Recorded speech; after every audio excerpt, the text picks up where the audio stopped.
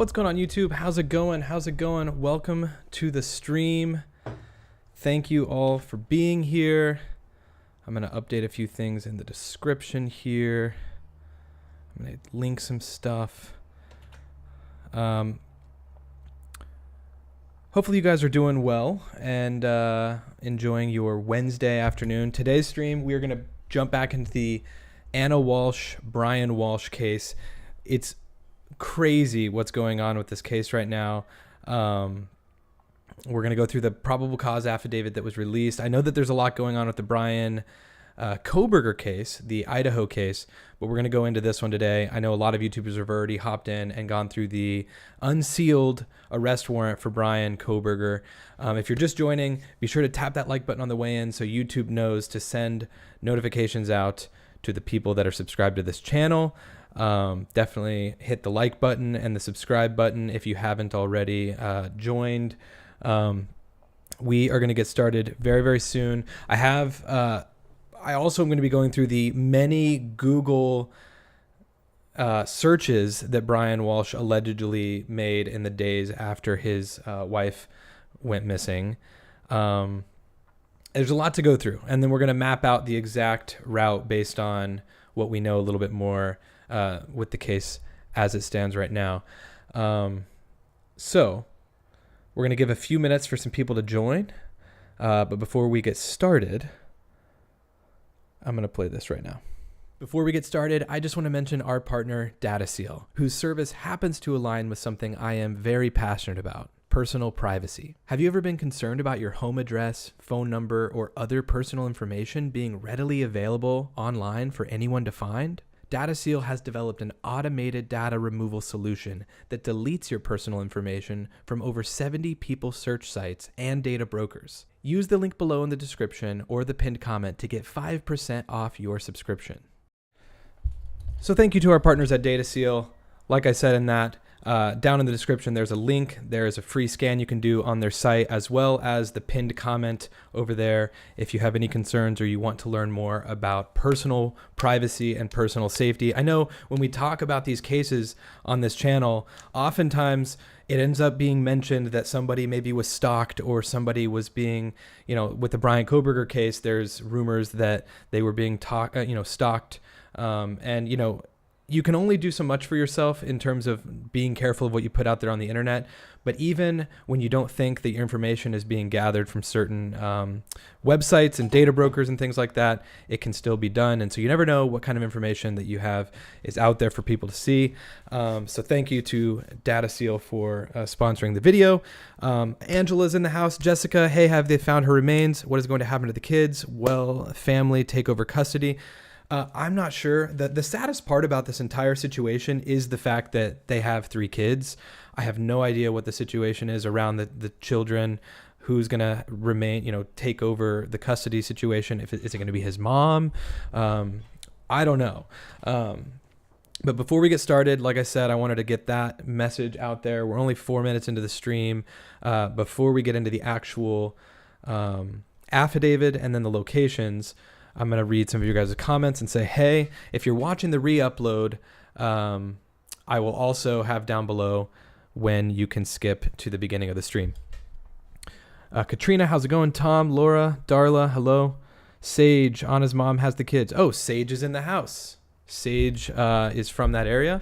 Sage, I will be looking out for your comments because you likely know so much more than the last time that we all went over this.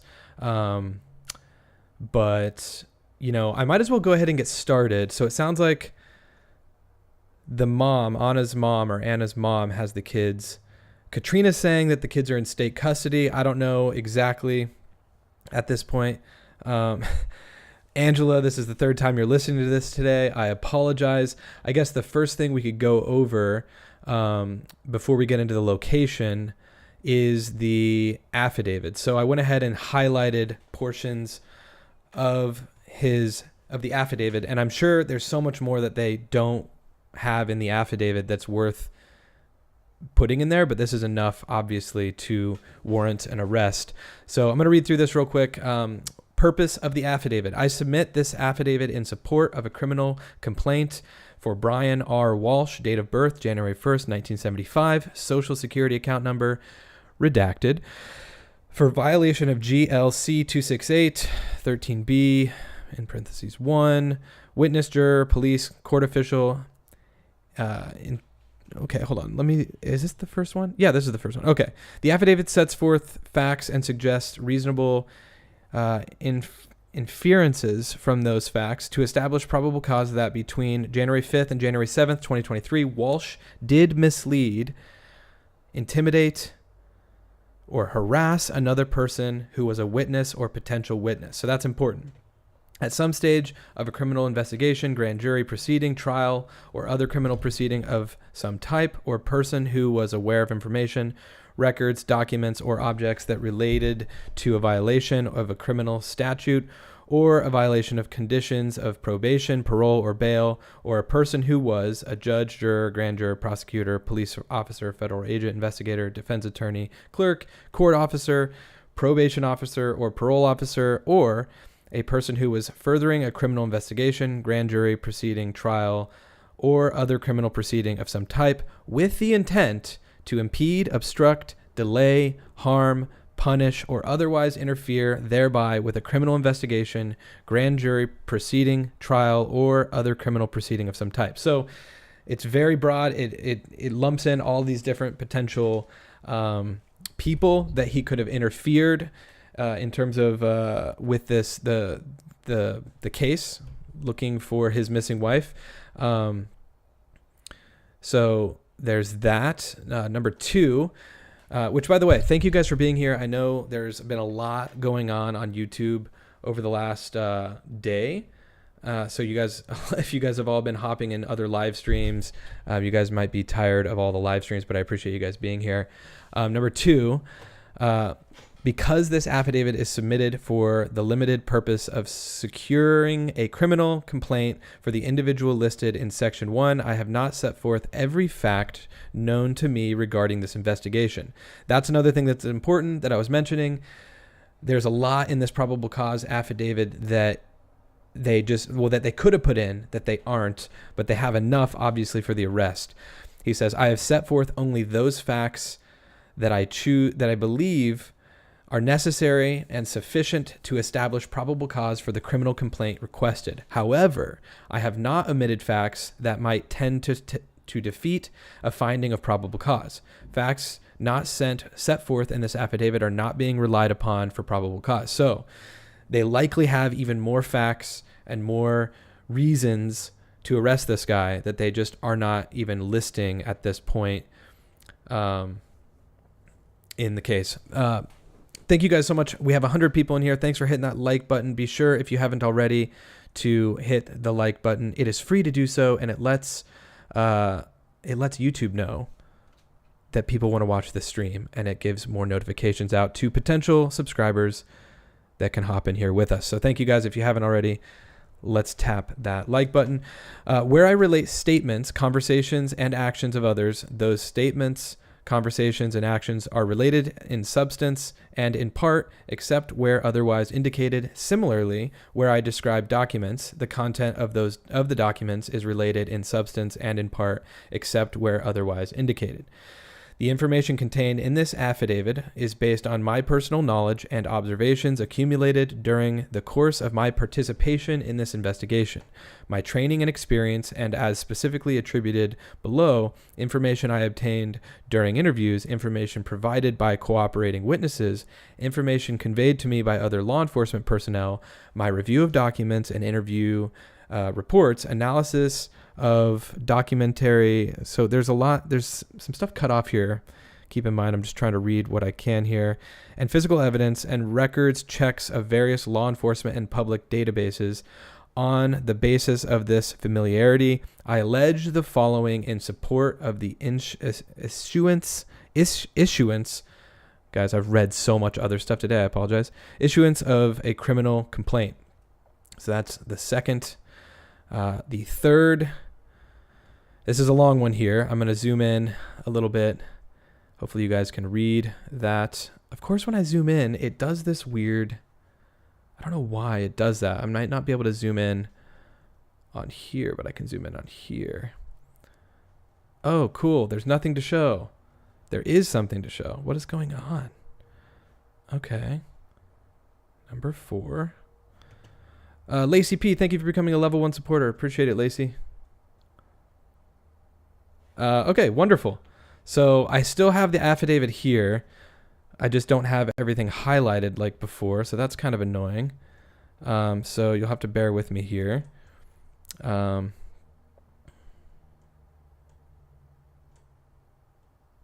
Purpose 2. Okay, here we are. So I don't have it highlighted, but we're going to read through it. Lacey, thanks again. Darla, good to see you in here. Donna, hello. Lacey, Cheryl, Angela in the house. Thanks for being here, guys. Okay, we're going to continue on, and then we're going to look into his Google searches. I made a little video, a little Brian Walsh Google video that I think you guys are going to enjoy, so stick around. On January 4th, 2023, the Cohasset Police Department responded to a call of service related to a well-being check at, and it's redacted, which I believe know that that's the address of Brian and Anna in Cohasset.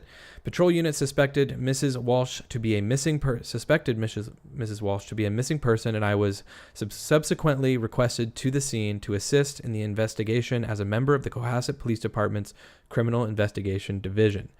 On January 4th, at 2023, at approximately 18:35, I arrived at, and it's redacted once again, to investigate a missing person. On a Walsh, investigators interviewed Walsh multiple times in relation to the disappearance of his wife. Walsh was asked specifically to provide a timeline for the days of January 1st, 2023 and January 2nd, 2023. So keep in mind also, this is on January 4th when they're at the Walsh residence asking him questions about his wife's timeline. Walsh was specifically asked to provide timeline, okay, and did so on multiple occasions. Walsh related that he had New Year's Eve dinner with a friend, which he and Anna hosted at their home. Jem arrived around 8:30 p.m. and left around 1 or 1:30 a.m. Walsh related he and Anna went to bed shortly after Jem left. Walsh further related Anna told him that she had a work emergency and needed to fly back to D.C. in the morning. Walsh related Anna got ready, kissed him goodbye, and told him to go back to sleep. Anna will usually then take an Uber, Lyft, or taxi to the airport.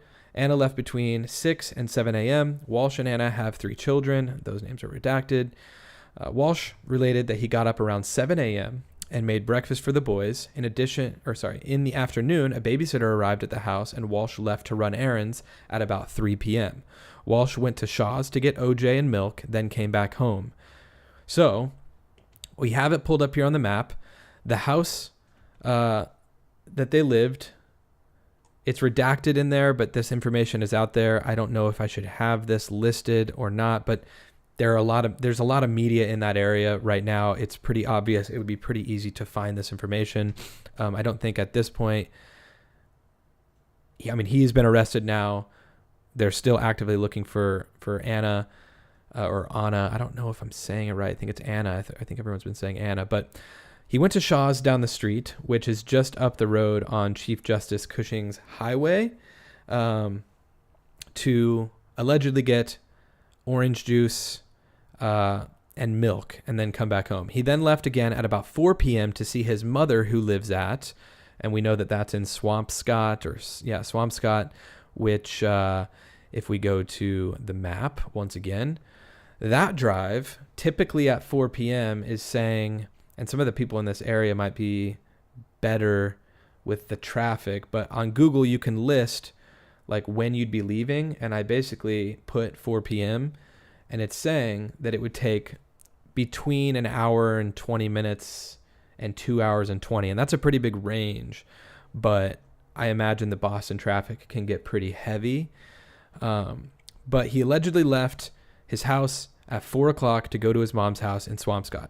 At the time, Walsh did not have his cell phone, so he did not use GPS. Walsh related he drove to his mother's house via the route leading by Derby Street in Hingham, Route 3 north, Route 93 through Boston, and instead of taking Route 1A, he got lost and took Route 1, and then maybe Route 114. Walsh related the commute should have taken 60 to 70 minutes, so yeah, just over an hour, but ended up taking about 90 minutes. Within about 15 minutes of arriving at his mother's condo, he left to run errands for his mother at Whole Foods and CVS in Swampscott. This is another thing. He allegedly said that he was there to get groceries and cleaning wipes. Walsh then went back to his mother's condo and then arrived home to Cohasset at about 8 p.m. So he went up to his mom's house. It ended up taking 90 minutes instead of just over an hour. Sage says traffic is a nightmare. And then he allegedly, and I don't know the exact address for his mother, but he allegedly went, I just have it on Swampscott right here, but he allegedly went to the Whole Foods in Swampscott, which is, I assume there's probably a couple in the area outside of Boston, but probably was this one that he said he went to. And then allegedly went to the CVS, which there is a Whole Foods and a CVS right next to each other, as you can see on the map right here, which is super strange, his like timeline, because it's later found out that he never went to Whole Foods or CVS. They never have any record, no receipts, nothing like that.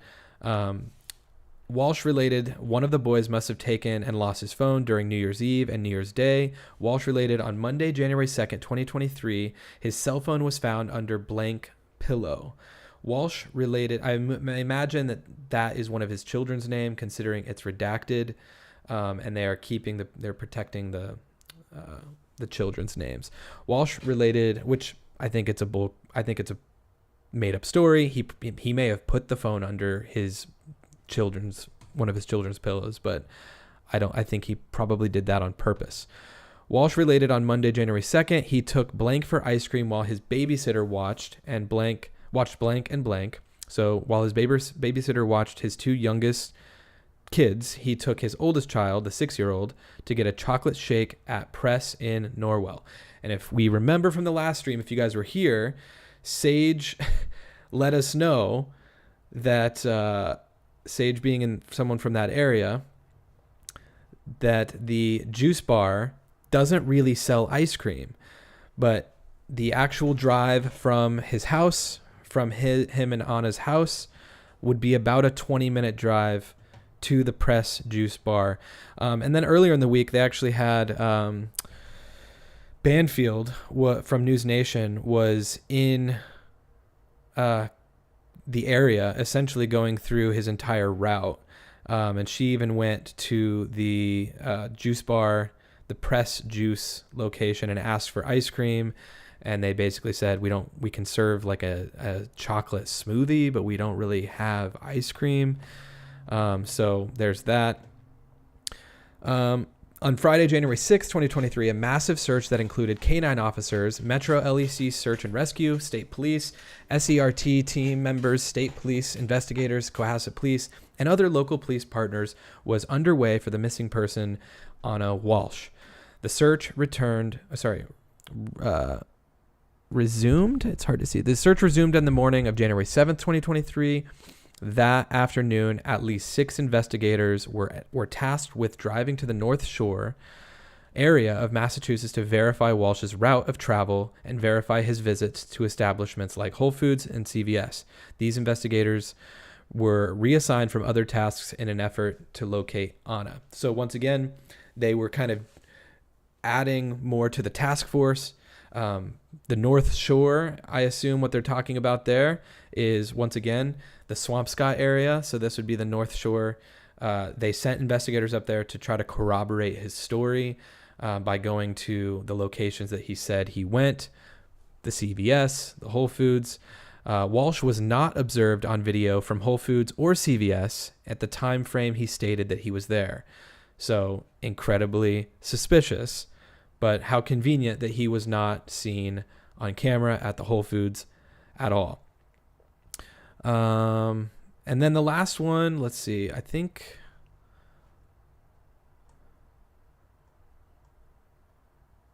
Walsh has been, okay, so this goes into his wire fraud issues, his prior convictions, because he basically he's on some probation period right now. Master Roshi, we are going to get to the Googling in a moment, my friend. I have an interesting video to go through.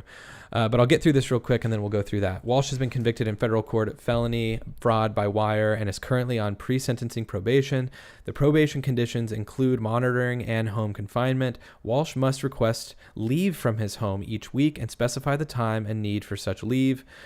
On the week beginning Sunday, January 1st, 2023, Walsh was granted leave from dropping his children off at school each day from 8 to 10:30 a.m. and picking up the kids from 3:15 to 6:45 p.m. Among other approved leave times was 11 a.m. to 1:30 p.m. for shopping on Wednesday, January 4th, 2023. On Sunday, January 1st, 2023, Walsh had requested travel time travel between 3 p.m. and 9 p.m. to drop off his mother. Walsh told investigators that his mother had a recent contact surgery and she was staying with him at his residence so he could assist her. Walsh said he had this time scheduled so he could bring her home after her recovery. During the interview with Walsh, he stated that his mother had recovered from the surgery quicker than expected and had driven herself home. However, he still used the time he had approved to go visit her and run errands for her, which we know that he didn't run those errands.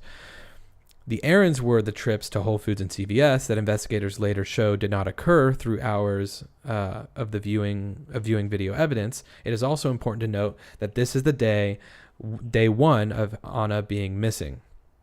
Walsh's statements to investigators about his whereabouts on Monday, January 2nd, were consistent in that he took his oldest son for ice cream or a smoothie at Press Juice Bar in Norwell.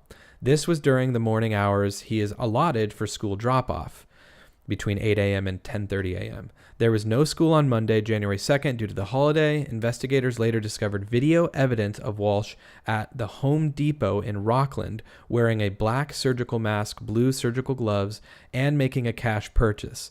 This trip was made in violation of his probation conditions during the time he is allotted to pick up his kids from school. So we know that after they went to the juice bar, he was seen in the Rockland area, which this is the only Home Depot in the Rockland area that I'm seeing. So it was likely this one that's very near the juice bar, on camera, purchasing what ended up being just under $500 worth of like cleaning gear, right? Like tons of cleaning gear, tarps, tape, all of the above, all the things that you don't want to be caught after your wife goes missing, purchasing with gloves and a mask on. He is caught purchasing with gloves and a mask on, and purchasing with cash. The timeline is crazy. You're right, Cheryl. It's just absurd. He is disgusting. I think the key, they just need to toss the key at this point. He absolutely, it's over for him. There's no case for him at all. Okay, continuing on. The data from Walsh's cell phone, data extraction given on consent, also showed that the device traveled to the areas of Brockton and Abington during the week beginning January 1st, 2023. The itinerary for Walsh's leave from home does not include such towns for approved travel. This is not a complete list of Walsh's unapproved leave from home and possible probation violations. So the Abington area in relation to where he lives and where Anna lives, this is Cohasset right here. His phone pinged in the Brockton area, which is right here next to Abington. And then Abington is just to the east. A lot of people are really suspicious of this state park right here. Like, was he looking for places to potentially get rid of the body? Tom, thank you so much for the 2. This guy's arrest and smiling got under my skin. Absolutely. I completely agree. We're about to get to the video and it'll continue to get under your skin because you'll see. Anyways, the intentional, willful, and direct responses to questions about his whereabouts on the days of Sunday, January 1st, 2023, and Monday, January 2nd, 2023, were a clear attempt to mislead and delay investigators. Investigators explained to Walsh that he would naturally be suspected of harming his wife due to her disappearance, and they would need to account for his whereabouts. The fact that he was asked a specific question and he gave an untruthful answer that led investigators out of the area caused a clear delay in the search for the missing person on a Walsh. Walsh intentionally gave the untruthful statement, knowing investigators would need to travel and corroborate such statements. In any criminal investigation or investigation into a missing person, physical evidence and video evidence has a risk of being lost. I know from training and experience that physical evidence, specifically evidence that is outside the elements, may deteriorate over time. I also know that video evidence varies in retention time. Video files may be overwritten as frequently as every 24 hours. So that is clearly why he was trying to delay, or he was untruthful rather, about his whereabouts, is that he was banking on the fact that if he was caught on security camera somewhere, even maybe a 24-hour delay could give him that opportunity if the footage, for example, was deleted or so on and so forth. He was being untruthful from the beginning in an attempt to hide his track, basically. So the Google searches. This is the part that we are going to go through now. Specifically, it's horrific, but I have all the time frames from his Google searches. I'm going to make myself a little smaller and put myself up in the corner. Before we get into this, guys, thank you for being here. Hit the like button. Subscribe if you haven't already. We have 166 people in here, 89 likes. So about half of you have hit the like button. Thank you guys so much for joining tonight. If you haven't already, tap that like button.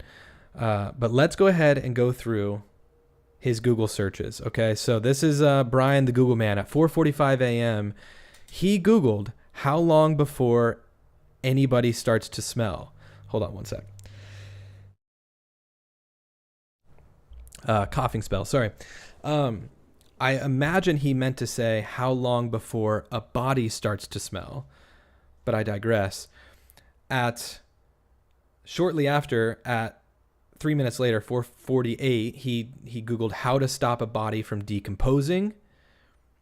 At 5:28 a.m., keep in mind, this is all on January 1st, by the way, the first day his wife is missing.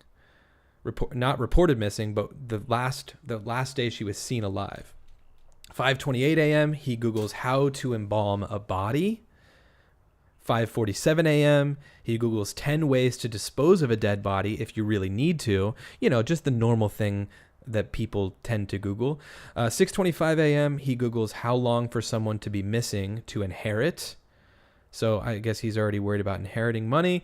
Can you throw away body parts? He Googled that at 6:34. And at 9:29 a.m., sorry, wait, maybe, is this off? Yeah, 6:34. And then 3 hours later, just about at 9:29 a.m., he Googles, what does formaldehyde do? 9:34 a.m., how long does DNA last?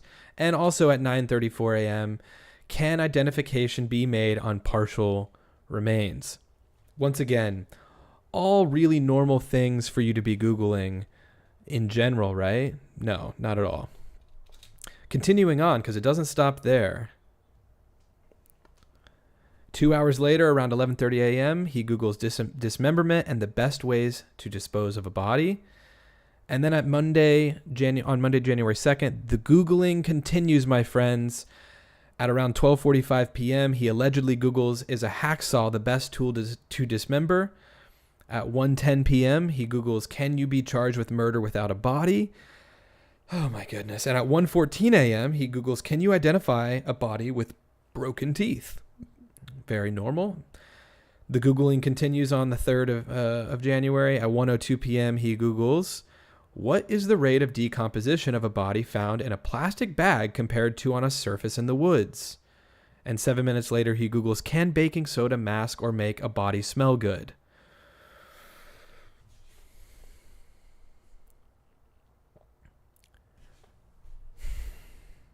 I see the comments.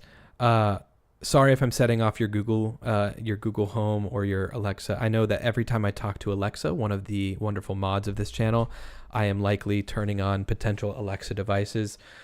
Sorry if I just said Google 5 times or 500 times. Yeah, we had to go through, and I did a little editing trick here to keep his eyes within the O's of the Google and his smug little smile on his face. This is right after he was arrested and initially caught. I think he realized it's over for me. Cheryl says this will be a movie for sure. I don't know. Will it be a movie? This is just like, this is a nightmare is what this is.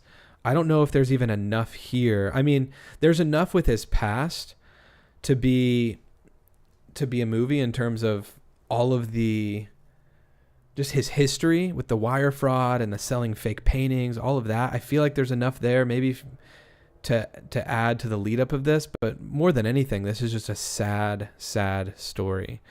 Yeah,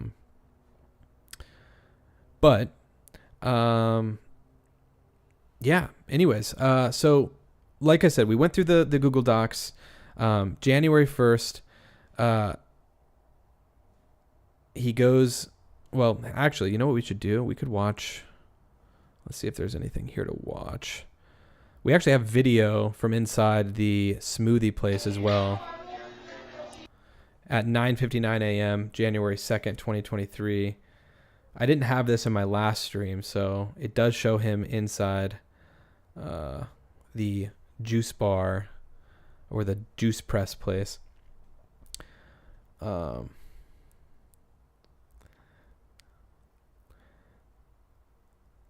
me read some of your guys' comments. So it was all about money. Yeah, I mean, he was immediately Googling how long you have to, how long does somebody have to be dead for you to inherit money? And it's just like another thing with this guy, and I don't know who it was.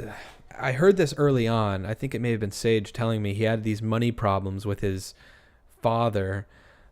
Supposedly back in, I think it was 2018, in 2018, Brian Walsh was indicted on federal charges for the allegedly selling fake Andy Warhol artwork, according to court documents. In April 2021, Brian Walsh pleaded guilty to 3 of the 4 counts in exchange for a recommended sentence of incarceration, supervised release fines, restitution. Basically, he agreed to return the artwork or pay for them. And then he got, he was on probation, so on and so forth. He had a falling out prior to all this, apparently with his dad. Apparently his dad took him off his will and he got nothing after his dad passed away. So clearly this seems like a money thing. He had no money from his dad. He was in trouble for selling fake artwork. And yeah, it just seemed like, apparently, yeah, there was a lot of problems going on. So I'm going to read some of your guys' comments. I'm getting some DMs too. So maybe it's some people sending me some stuff. Apparently his family sent him to school for troubled kids and was diagnosed. Oh, apparently. And once again, this is alleged, but apparently he was also sent to a school for troubled teens or troubled kids and was diagnosed as a sociopath. So that might explain why he felt like he could get away with this, because to me, it makes no sense at all whatsoever as to why you could think in your mind like, oh, I could get away with this. Let's go again through real quickly the movements of Brian on January 1st. So he apparently got a sitter, which at first I found that to be strange, but if he has different like probation rules, that are a part of his probation, maybe he had to get sitters in order to leave. I don't know how that all works, but allegedly got a sitter and ran to Shaw's, which we know is just down the street from their house. At 4 p.m., he left to see his mom in Swampscott. An hour and 8 minutes would put him there so basically, if he left at 4, initially it was showing an hour and 8 minute drive. So let's just say he got there at 5:15 if it was an hour and 15 minutes. He said he took 30 minutes longer than usual. So that would put him there at about 5:45 p.m. But with the traffic and with it likely taking probably on the longer end of that, let's just call it probably 6 o'clock that he arrived at his mom's house. And then apparently within 15 minutes, he already left his mom's to go to the grocery store. So let's just say he left his mom's at 6 to go run these errands. Even though they're just down the street, maybe he's back by 6:15, 6:20. And then he told law enforcement that he was back to his house in Cohasset by 8 p.m., which really doesn't line up for me because it doesn't make sense that his grocery shopping would be that quick. I think what happened was he drove to Cohasset and he immediately threw the things away at his mom's apartment that they later found at the trash facility that served his mom's apartment. And I think he immediately turned back around and his phone was pinging in Abington. Oh no, is it Abington? What is this? Abington. I'm getting Albrightsford, Pennsylvania and Abington mixed up. And then his phone pinged in Brockton. So I think he went up to his mom's place, dropped the stuff off in the trash. Maybe the groceries he got earlier in the day at the Shaw's, he got them ahead of time to take them quickly to his mom's and just drop them off and then say he was getting errands, but turned straight back around, went to Abington and the Brockton area because his phone did ping in 2 locations that night in the Brockton and Abington area.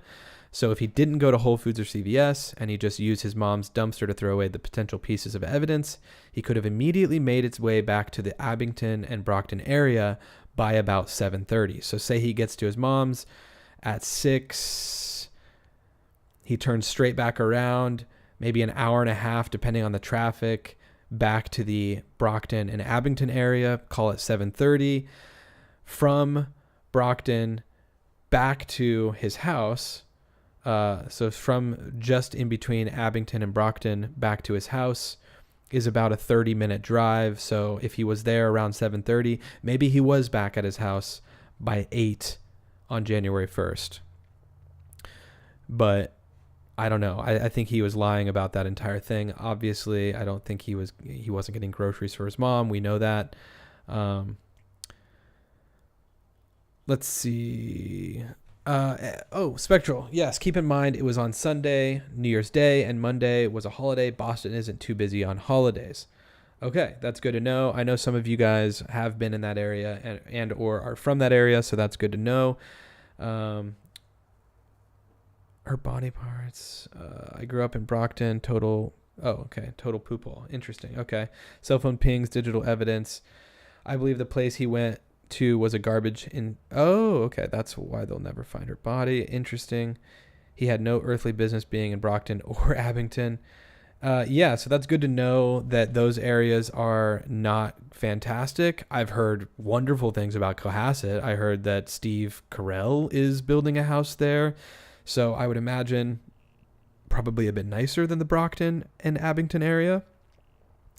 Your mama also, he does say in a statement that he got lost on his way to his mom's house, which I guess if he didn't have his cell phone for some reason or another, maybe he did leave his phone back home in an effort to not track himself. And then he really got lost on his drive because maybe he doesn't make this drive without GPS often. I mean, even where I live currently, it's a new place, but I still use my GPS to get around quite a few places. Abington's nice, not too bad. Okay, that would make sense if Abington and Rockland, and as you get closer to Cohasset, are nicer.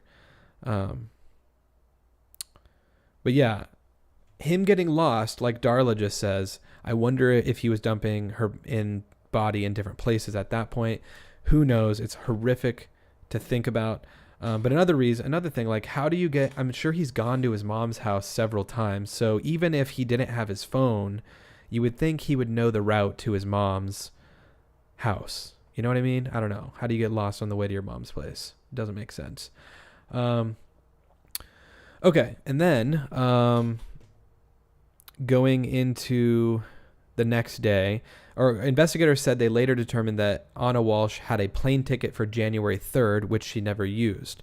She also never showed up at the airport or her job or the apartment she and her husband own in D.C. It was also determined that no Uber or Lyft picked her up on January 1st. So that's very important. She obviously was leaving on an emergency trip to work on the morning of New Year's Day to D.C., which is interesting. I was actually in D.C. on a layover on New Year's Day. Like, where were you on that day? I was in D.C. on New Year's Day for like 6 hours on a layover. But they later found out that never happened. She never took a flight on January 1st. And in fact, her ticket was supposed to be for January 3rd. So it's confirmed that her initial departure was supposed to be January 3rd, not January 1st. During the course of their investigation, police also said Anna Walsh's cell phone pinged in the area of their home on Cushing Highway in Cohasset on both January 1st and January 2nd, after her husband said she had already left. That's also important. Knowing that her phone pinged in the area of their home on January 1st and January 2nd is very sus. Have we rode the sus bus on this stream yet? No, we haven't. All aboard the sus bus. And I'm going to read some of your comments. He is a big, fat, sociopathic, narcissistic liar. Some of you wish you'd ever hooked up with or ever crossed their path. Some people you wished you'd ever hooked up with or ever crossed their path. Wait, Kevin, what are you saying? Money issues with Brian Walsh.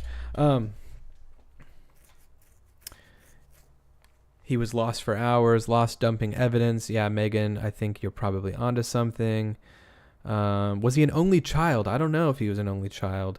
Getting lost is nothing. That can happen to anyone. Keep watching. What happens doesn't happen to everyone. It doesn't happen to anyone. Yeah, getting lost is one thing. Googling how to get rid of a body is another.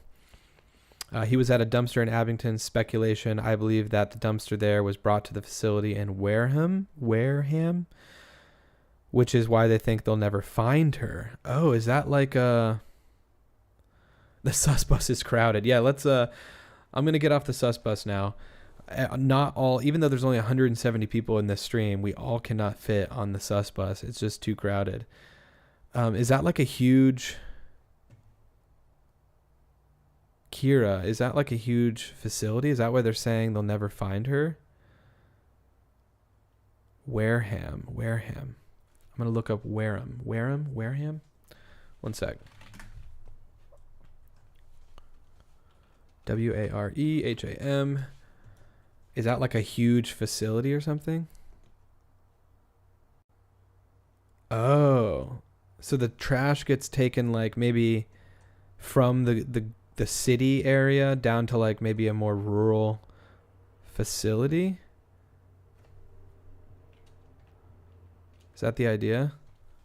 Trash facility Wareham. The trash there is turned into energy within 24 to 48 hours. Oh. Interesting. Holy cow. So does all trash go there, or is there a specific trash drop off in Abington that makes its way there? Oh, incinerator. Okay, yeah. So there's specific. Yikes. I hadn't heard that yet. Thank you, Kira. Wow, that's disturbing. Yikes. Wow. Maybe that's why he was Googling.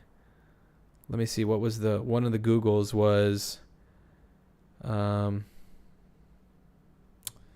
geez, can you throw away body parts? That's a pretty rough one. That's a pretty clear indicator as well. The partial remains. Can identification be made on partial remains? Yeah. In most cases, I think they can through DNA. Dismemberment and the best ways to dispose of a body. This one's interesting, considering what you just said, Kira. if he knows for a fact that they'll never find the body, he's Googling, can you be charged with murder without a body? If he's so sure that the body's gone. Gotcha. Cheryl says, by the time investigators checked the bins, they had been incinerated. This is disturbing, guys. Wow, this guy's a real piece of work. Broken teeth. Like, what is this? This guy's not going to have... He won't be smiling for much longer once he ends up in like a long-term situation in prison. He'll get Dahmered for sure. This makes me wonder why what is the rate of decomp of a body found in a plastic bag compared to on a surface in the woods? He was seen buying plastic, right? Like plastic bags and such. So it's like that right there. I don't know if he's there to throw people off. I don't know. Yeah, I'm not trying to make light of the situation with this Google thing here. This is just to show what an idiot he is. Mr. Google is what we can call him because of all of these freaking Googles. Like, I think it's safe to say that this guy absolutely has whatever shit talking anyone has for him coming to him, if that makes sense. He deserves not much, I'll just say that. And so we can make fun of him a little bit without laughing at the entire thing. Teeth, you can get the pulp from 4ID. Another thing, guys, so they apparently recovered trash bags at Brian Walsh's home apartment complex containing a hatchet. I think I maybe mentioned this because this came out shortly after my last stream. Women's clothing, a COVID-19 vaccination card with her name on it. So that's another thing. She's clearly... like they're looking at this point, I believe, probably obviously for a body. There's no reason to believe that there's a happy outcome here. The Google searches that he allegedly made mixed with finding a bloody hatchet, her vaccination card, potentially her clothing. These are all things that point to a really bad ending on this entire story.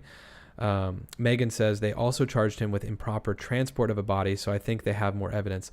That's a good point as well, considering we didn't even, in the beginning of the affidavit, they list specifically that there are things that are not included in the affidavit because they don't even need to. They have enough to arrest him based on what they already have. So I imagine they have even more facts that will come out soon. Let's see what's going on here. Let me refresh this. So anyways, yeah, this is just horrific. He will use body location to leverage a plea deal.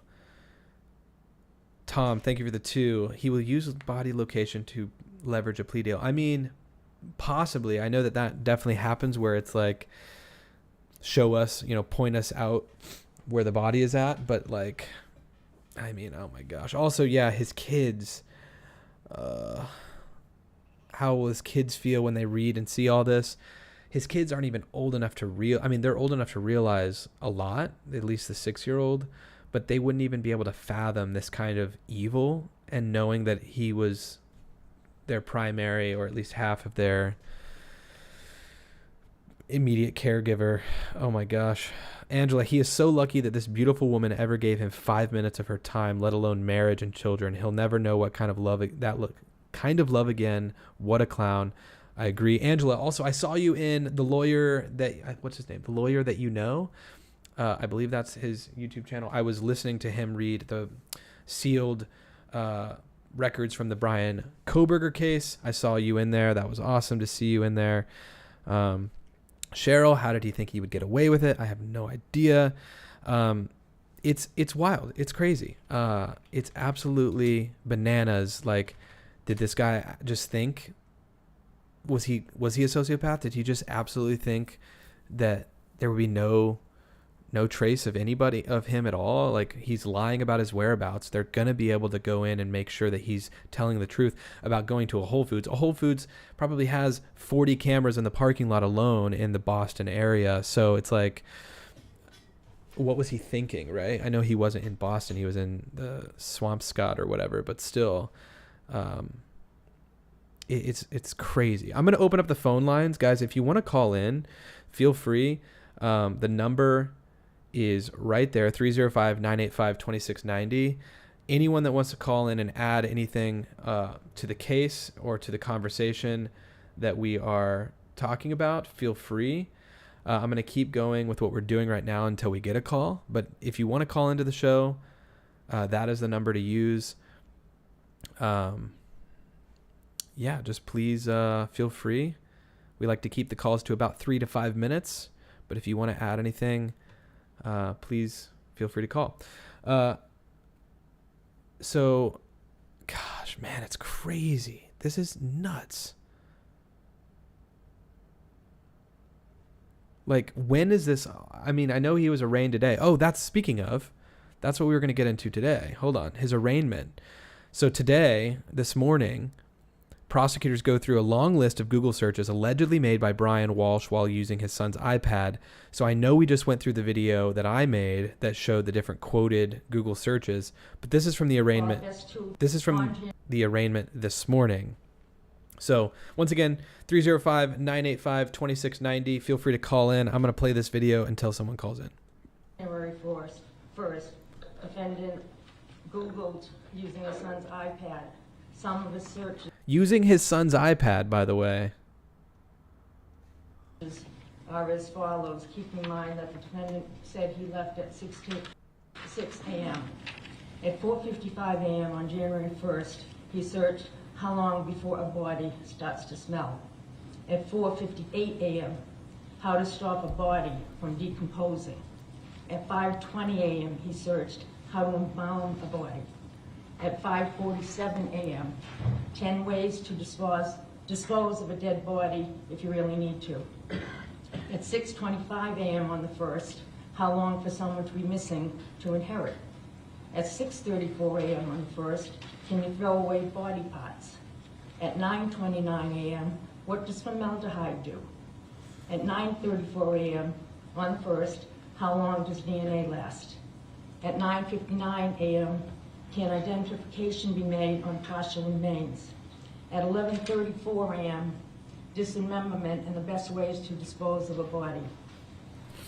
At 11:44, how to clean blood from wooden floor. At 11:56 on the 1st, luminol to detect blood. At 1:08, what happens when you put body parts in ammonia? At 1:21 p.m., is it better to throw crime scene clothes away or wash them? Those were on the January 1st. There was also information gained from the defendant's phone, which showed on January 2nd, he was at Home Goods in Norwell, where he purchased 3 rugs. Wait. He purchased 3 rugs? Hold on. I don't know if I had that in the main timeline. Home, which showed on January 2nd, he was at Home Goods in Norwell, where he purchased 3 rugs. He was at Home Goods in Norwell, where he purchased 3 rugs. I didn't see that. Okay, so that's the first one. Also, the smug look and the smirk, or the shaking of his head, I guess, in this one. He shakes his head like he doesn't know what she's talking about right here. January 1st, he searched how long before a body starts to smell. At 4:58 a.m., how to stop a body from decomposing. At 5:20 a.m., he searched how to embalm a body. At 5, look at that shaking of the head. embalm a body. At 5:47, Like, do you think he's just in disbelief, or what? Like, what was he thinking? His son's iPad. Did he just think, oh, I'll be able to use my son's iPad because surely the law enforcement, if they were to get some sort of a warrant, a search warrant, they'll just go for my devices, right? And I'll leave my device at home under his pillow, or I'll say I forgot it and never had it with me, and I won't use my phone to search 20 times, 20 different things, like how to get rid of a body. I'm reading his comments. I can't handle his face, loser. His eyes are empty. He's a psychopath. Geez, my kids look up some wild stuff on the iPad. Yeah, what was he going to say? Oh, geez, I don't know. Those kids, yeah, they're into some true crime content on YouTube, and they, watch these crazy Netflix shows. I don't know, man. I guess they want to know how to get rid of a body with, what's best, plastic bag or burying it. Did he think he was going to be able to explain away? Polka Dot says he tried to frame his 6-year-old son. Yeah, I mean, it kind of seems like it at this point. Also, no one seems to want to call in. That's completely fine. We're going to keep. Oh, I digress. Hold on. Call from David. Hey, David. Thanks for calling. Hey, Aaron. How are you? Doing well. Thank you. Yeah. This is a tough one, man. Yeah, it is. So the reason I'm calling is because, a lot of the questions are coming up about him being a psychopath. Mm-hmm. The stares and the looks that you see him giving, the smile when he was arrested, the shaking of his head Mm-hmm. at the charges. It's classic. He still thinks that they are not going to get him. You think he's still He still believes he's going to get away with it. Wow. You think it's because of them, like if he for sure thinks that the body, like if there's no discovery of a body, there's not enough there? Or what do you think? Well, no, because his question was answered. Can you be arrested? Can you be charged with murder? Well, he got his answer. He's been charged with murder. Right. I don't know how he feels about that. Basically, we know that you can be charged without a body. This has been shown before. You can be charged with circumstantial evidence. You can be convicted. That's it. He actually still believes in his mind that he is going to get away with it. That's why he can calmly stand there in court. How can you calmly stand there in court, not a bit of sweat, not a flinch? He didn't move besides shaking his head for 10 minutes. Okay? I didn't see his lawyer sitting there. I had a question about that. I don't know who his attorney is, but yeah. I mean, he really does believe that. That's what the psychopathic mind believes. And, maybe he's a little different maybe than a serial killer, because serial killer may want to talk about it. He wants to tell people. Yeah. This guy is going to go to his grave saying he didn't do it. That's crazy to think that there would be. Yeah. I mean, it's like in a trial though. What do you think the defense is going to be? Right? How are they going to try to throw out these Google searches and stuff? Right? I mean, is he just at some point? It's just like you think he's going to. I mean, I imagine it's going to be like any other ironclad case. Is they will just have to pick at certain individual evidence. Officers' backgrounds. How was it collected? You didn't find a body, things like that. But man, yeah, I mean, I think a lot of people are on the same kind of train of thought that this guy, and we have some people in the chat saying that there's record of him being diagnosed as a sociopath as a child and being sent to some, center for whatever teens that are, acting up or whatever it is. And so, I mean, if it's true, this guy absolutely could be standing there just thinking like, I'm good to go, and like have no idea just how screwed he is. Right. But yeah, he he evolved into a psychopath. He went from a sociopath to a psychopath. He obviously had the gift of gab his entire life. He's been able to talk his way out of everything, and everybody's believed him.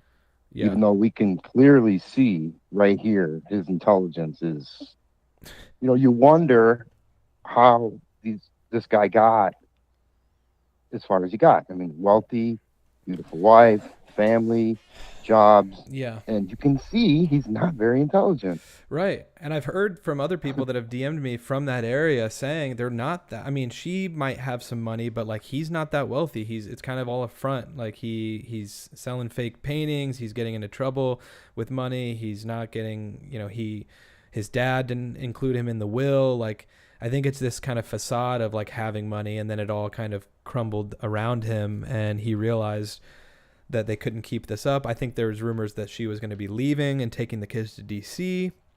So it's like, is this his last ditch effort to not let that happen? And he just snapped. I think that's probably the case. Because he had everyone clearly couldn't around live him without her. convinced that he was a good guy. She probably just figured it out finally.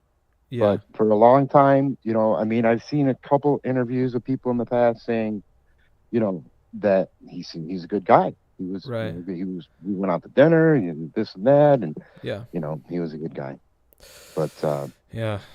And then like somebody said something about, I think it was in your chat right now, about he tried to frame his kid. Oh, right. Oh no, it wasn't me. My kid was looking for dead body stuff. I mean, Not me. I could see him, like, I don't know him, but it's like someone like that. I mean, they might try to use that as their defense of like, I mean, that's on my kid's iPad, So it's like, you wonder if that would have come up, or if it still might, if he might try to use that and say, I didn't make those searches, which would be just insane. Like, it's so insane. I mean, I don't know if it doesn't seem like you've gotten through maybe the whole thing about what else they found. Well, they redacted certain things, right? I mean, I don't know when you hopped in on the live. What did I miss? Talking about the hatchet and the. It's still gonna be in. I believe it's in the court. No, it's read out loud in court. They found all her clothes. Oh right, yeah. Her shoes, her jewelry, the Tyvek suit that he wore. They found that. Yeah, I still have to go through in it, and just, oh man, they found rags. They found the rug with blood on it. Okay, all that stuff didn't get incinerated, just the body. So as far as I can tell. Okay, so it looks like there's still one more video. Different location that he dumped the body versus the other stuff. They got video of him carrying the bags with the body in it and putting it in the garbage can. But that garbage can they couldn't collect before it was incinerated. Interesting. And so that's why him holding up the investigation for a day. He must have known or Googled or something that the incineration was within 24 hours. Gotcha. That would make sense. Yeah, I mean, either that or he got lucky. Yeah, he's on video. I mean, the one thing he got lucky. The one thing he got lucky with. I mean, gotcha. Seems to me like they have everything, right? I mean, even the police, when they questioned him, hey, he had plastic in the back. Right, of his I car. did see that. His seats first were time, down, and then the second time it was gone, and they're like, "What did you do with it?" And he's like, "I threw it in the garbage." Right. It's very strange.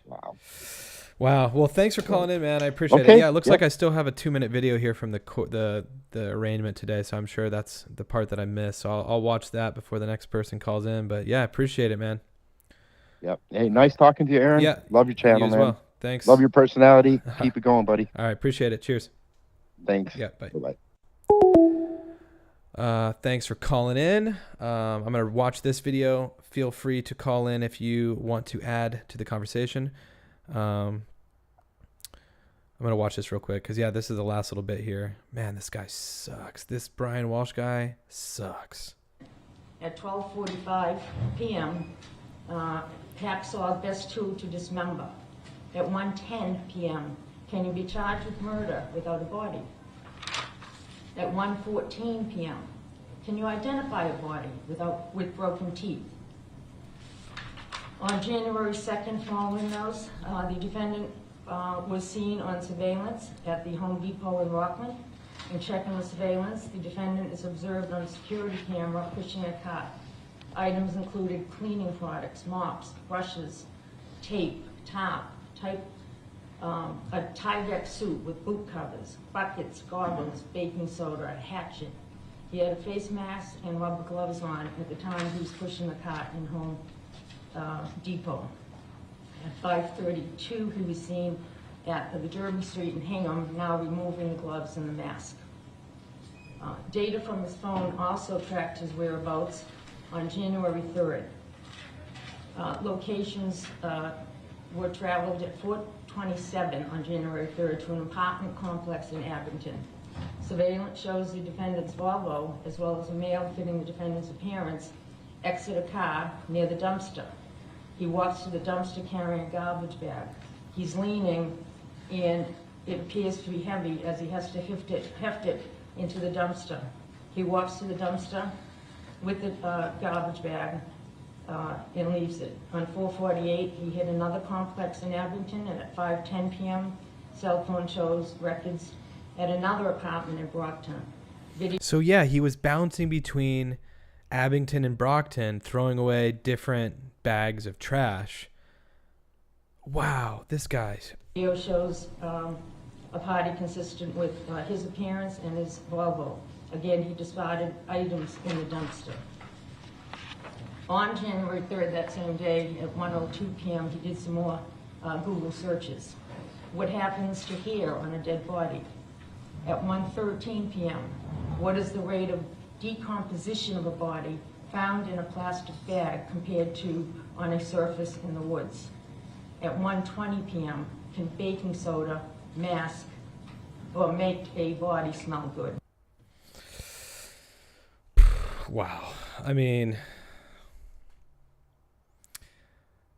that's horrific. My gosh. Once again, if you want to call in, feel free to call in. I appreciate the other caller. Stone cold sociopath. We also have this say what you want about the Daily Mail. This is from the Daily Mail. We have husband of missing Massachusetts mother of 3, Anna Walsh, was long-term patient at psychiatric center and had been diagnosed as a sociopath. Friend of father, he swindled $1 million out of claims. Brian Walsh, 46, was a patient at Austin Riggs Psychiatric Center in Stockbridge. He was discharged a few years ago. Jeffrey Ornstein said in 2019 court papers. He also said Walsh had been estranged from the rest of his family since 2009. Walsh had been accused of stealing millions of dollars from his father's estate. News comes as search for his missing wife, Anna Walsh, 39, enters its 11th day. So he had received treatment, was called a sociopath.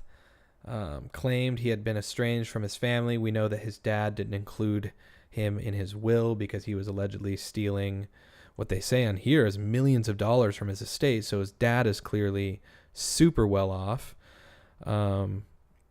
This is Anna here. Gosh, it's just like crazy. Like to just end it. Just end whatever relationship. Like, I don't know. Then again, this guy was nothing without her. She was the one doing everything. He was the one faking everything. He was the one forging everything. He was the fraud. And if she would have taken the kids, he would have continued to be the fraud and continued to be nothing, and she would have been fine. She would have made it. And that's the crazy thing, is that this is the reaction. This is the response to that. Crazy. Call from Megan. Hey, Megan, thanks for calling. Hey, thank you. I only have a minute, but I just wanted to say thanks for this is great information. And I know the DA at the end of that, of the end of the arraignment, had mentioned that they believe the motive would be divorce, since he had Googled how, what's the best state to get divorced in as a man. So I don't know. I just kind of wanted to bring that up too, because I think they are trying to build their case. And I mean, the sad thing is I'm from Massachusetts, and it's actually pretty good to be a man if you're getting divorced in Massachusetts, especially since she was the main income earner. And I do believe probably once he went to jail, she would have probably tried to get the kids to move to DC. I mean, total speculation. I have no idea, but just thought I'd throw that into the So it'd be good for conversation. him then, if even though she's the primary earner at this point, jail would be good for him. Yeah, I mean, no, I'm Or saying sorry, that like divorce. A divorce he would make divorce, out yeah, okay. because he'd be fine because you can't. If they filed for divorce in Massachusetts, she couldn't then take the kids to DC without a ton of work on her Gotcha. part. Yeah. But I guess if he was already going to be going to jail, maybe it would have been easier. I'm not sure. Yeah. These are just things I was thinking about because I really hope that they can put him away forever, So. Yeah. Oh my gosh. I mean, a lot of people are gonna be super frustrated if there's some weird hole in this entire thing that allows him to get some lesser charge. Because I mean, this is just, it's awful.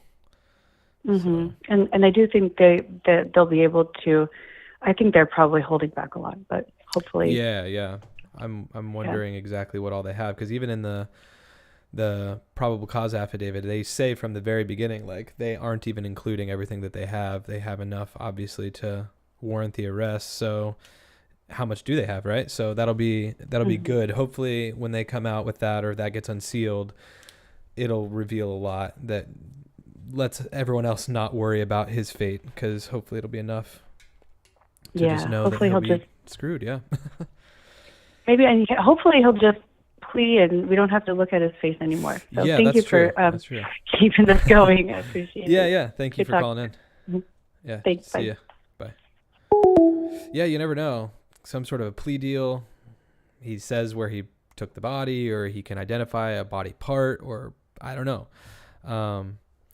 December 27th. Wait, what's going on? Spectral. He Googled about divorce in December. Okay, so the Google about the divorce was in December. Okay, because I was gonna say I didn't see anything about the Googling past between January 1st and of course his arrest about divorce. So thank you for letting me know that was in December. This article continues and says, cops have recovered a hacksaw, a hatchet, and a rug, and found blood at a waste disposal site near her husband's mother's house. We know that. On Monday, Walsh pleaded not guilty to misleading investigators in the hunt for his missing wife, but remained in jail on a $500,000 bond. Walsh's cousin and two close friends of his father aired the accusations against him in the scathing 2019 court documents following the death of Dr. Walsh in 2018. Okay, so Dr. Walsh, his dad, Ornstein said he had known Brian Walsh since he was 13, but said father and son had been estranged since 2009. He claimed that when Walsh was released from Austin Riggs after around 12 years and attempted to contact his father, Dr. Walsh turned him down. So he was there for a while, or at least he was released, and after 12 years. Wow. Ornstein quoted Dr. Walsh as saying, "You're my son, and I will always hope for the best for you, but I don't want to re-engage." Interesting. If I did, I know that I would be letting mayhem back into my life, and I can't have that. So this is his father, Thomas Walsh, I believe, right? Anyways, the documents claim Walsh tried to manipulate his father out of cash after he suffered a stroke. Thomas Walsh died in India, age 71, in 2018. His lawyer contacted the son to inform him of the news. Legal documents show Walsh asked for a key to the family's $710,000 beachfront property in Hull, Massachusetts. They add that the younger Walsh raided his father's home, stealing thousands of dollars worth of artwork and luxury items, including paintings by Salvador Dali and Joan Miro, as well as a car. So after his dad dies, knowing his dad died in India, knowing that he's no longer alive, he breaks into the house and steals as much luxury. Oh my gosh, this guy's... The father of three then allegedly tried to sell his father's home for $140,000 more than it was worth after he was wrongly named executor of the will. There's a picture of him and Anna. Wow, that's crazy. He also accused the papers of trying to sell the other. So Okay, the other's online, advertising a sale in January, months after his father's death. Walsh failed to inform the other family members of his father's passing, and the discrepancies were only caught after his cousin, who had been named the executor of Dr. Walsh's will, contacted a friend in 2019 to discover the news. Okay, so he failed to even let his family members know about the death. Wow, and then of course they go into talking about him being previously charged with selling fake Andy Warhol paintings. Wow, that's crazy. Court documents show he failed to inform probation about 2 IRAs, one of which he contributed $91,000 and left off a 2014 Fiat and a 2015 Maserati, which his wife Anna drove. She posted that the car, worth $120,000, was the best Valentine's present of her life in a post online, adding a kiss to my husband who makes all of my childhood dreams come true. Oh my goodness. In a letter to the judge overseeing the Warhol case, Anna said that she was grateful to him for allowing her husband to spend the last 8 months at home supporting her children and closest family members. She wrote, during these 8 months, our family was able to be together during many milestones. On December 21st, 2021, my mother suffered a major neurological event which caused heavy hemorrhage. Brian was the only one who heard my mother's sighs for help within seconds and immediately called me and emergency. Yeah, so we know that from the past stream that that ended up happening. They go on to show the house, the property in Hull, Massachusetts, as well as some of the paintings that he allegedly stole / also ended up trying to sell.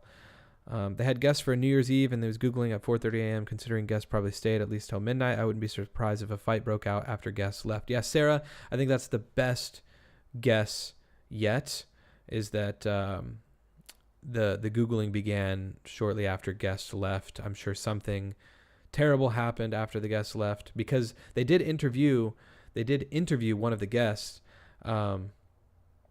They interviewed one of the guests, and basically it didn't sound like anything was overly wrong at the party.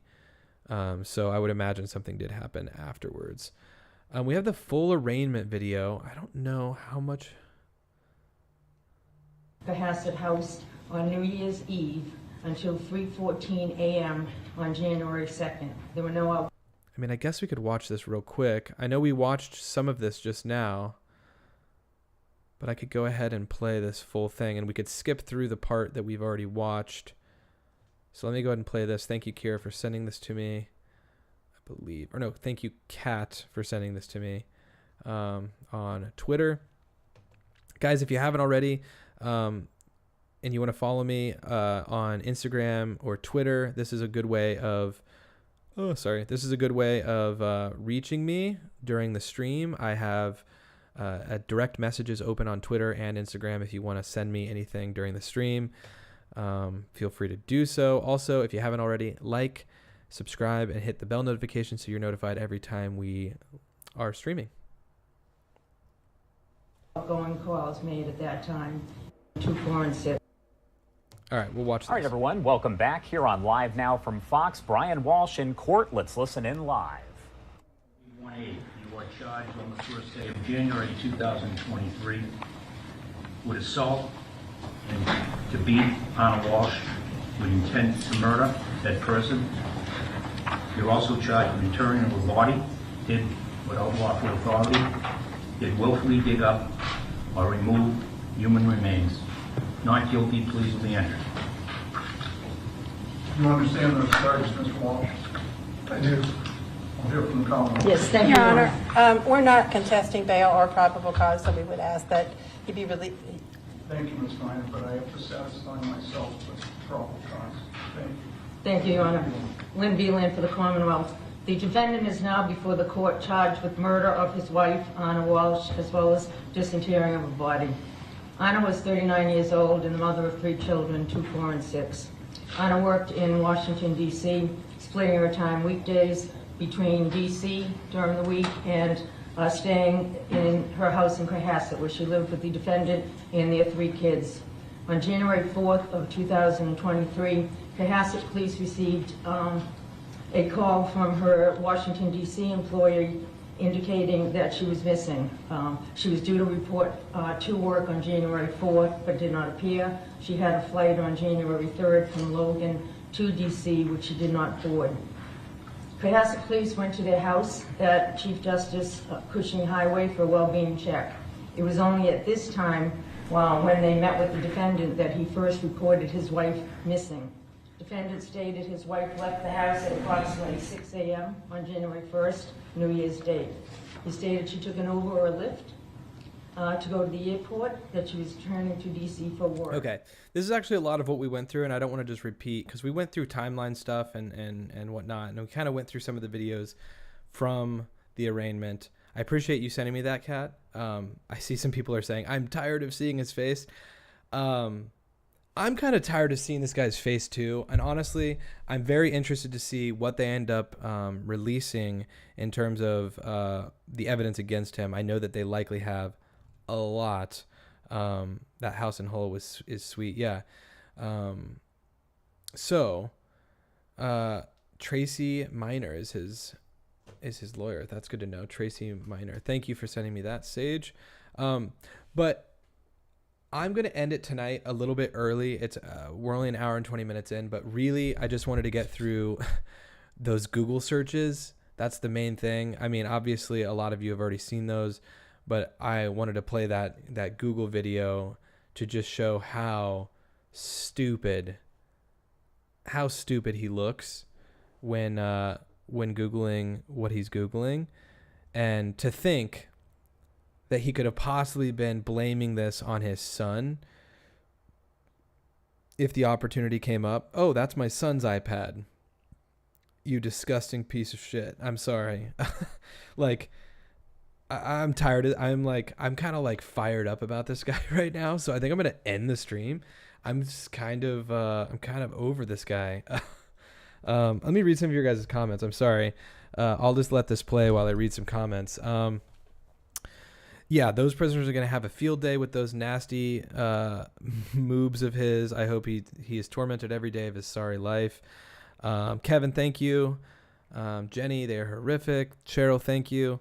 Her flight was for January 3rd, but she said she left 7 a.m. Yeah, exactly. Her flight was not supposed to be until January 3rd. Let's see. He has a blank stare. Yeah, absolutely. My kids search that stuff, man. Come on. Yeah, no, not a chance. Not a chance. Insanity pleas rarely get through on something this heinous.